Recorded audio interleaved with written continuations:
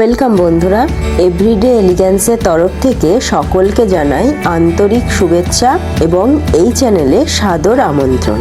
আশা করি সকলে খুব ভালো আছেন, আমিও ভালো আছি। আজ আমি বানাবো শুকনো কুলের মিষ্টি আচার। এই আচার বানানোর জন্য প্রয়োজন শুকনো কুল এবং আখের গুড়, এছাড়া তেল ও মশলা। খেতে অসাধারণ এই আচার বানানোর জন্য প্রথমেই কুলগুলি পরিষ্কার জলে ধুয়ে নিচ্ছি।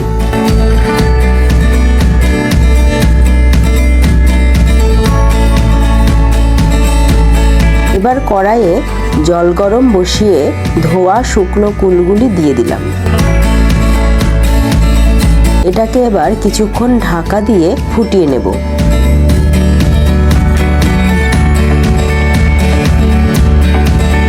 অফ ক্যামেরাতে কুলগুলি ফুটিয়ে সেই জল শুদ্ধ ঢেকে রেখে দিয়েছিলাম ঠান্ডা হওয়ার জন্য।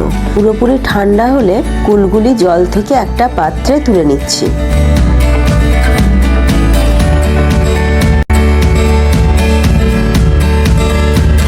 এবার হাত দিয়ে একটু মেখে নেব।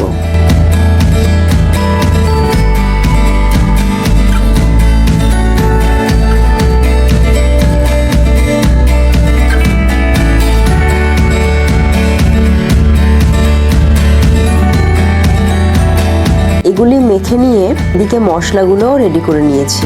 এখানে নিয়েছি দুটো তেজপাতা, একটু সর্ষে, দুটো স্টার, একটু জিরে, কয়েকটি শুকনো লঙ্কা আর 3 ফোড়ন। 3 ফোড়নের মধ্যে আছে মেথি, মৌরি ও কালো জিরে। 3 ফোড়ন বাদে বাকি মশলাগুলো এবার একটু রোস্ট করে নিচ্ছি।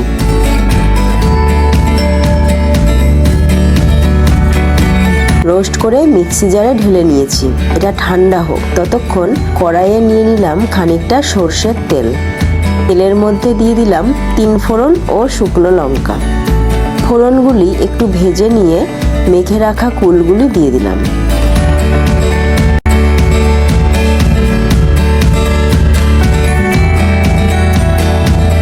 এবার এর মধ্যেই দিয়ে দেব হলুদ গুঁড়ো এবং স্বাদ মতো লবণ।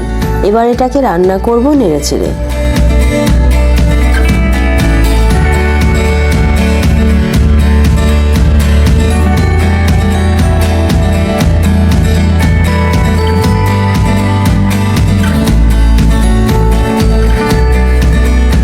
বেশ খানিকক্ষণ রান্না করার পর স্বাদ মতো আখের গুড় দিয়ে দেব।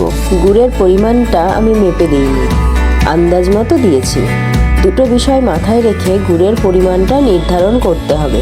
একটি হলো কুলটা কতটা টক এবং আপনি আচারে কতটা মিষ্টি পছন্দ করেন, তাহলেই আচারের স্বাদ হবে অতুলনীয়। গুড়টা এবার কুলের সাথে ভালো করে মিশিয়ে নিতে হবে। গুড়টা আস্তে আস্তে এবার গলে যাবে, তার ফলে বেশ খানিকটা ঝোল তৈরি হবে।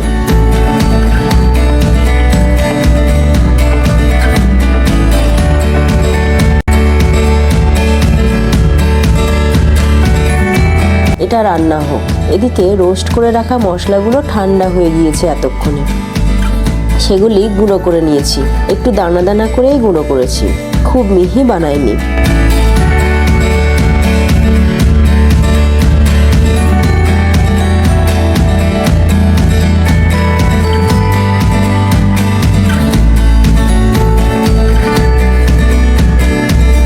এখন এই মশলাটা কুলের মধ্যে ঢেলে দিয়ে ভালো করে মিশিয়ে নিচ্ছি।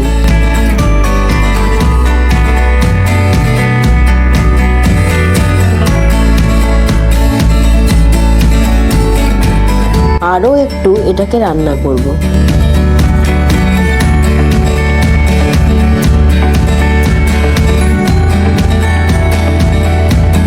বেশ শুকনো শুকনো হয়ে গিয়েছে।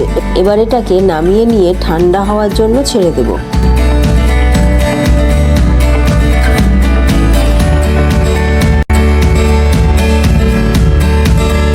তাহলে রেডি হয়ে গেল শুকনো কুলের মিষ্টি আচার।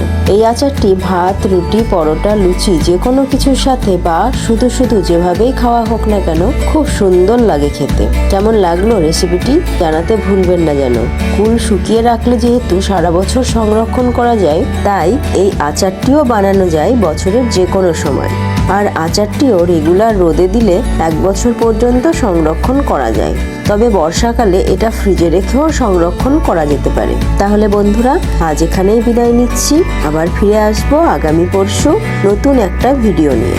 আপনাদের কমেন্টের অপেক্ষায় রইলাম। সবাই ভালো থাকুন, সুস্থ থাকুন, আর পুরো ভিডিও জুড়ে আমাদের সাথে থাকার জন্য ধন্যবাদ।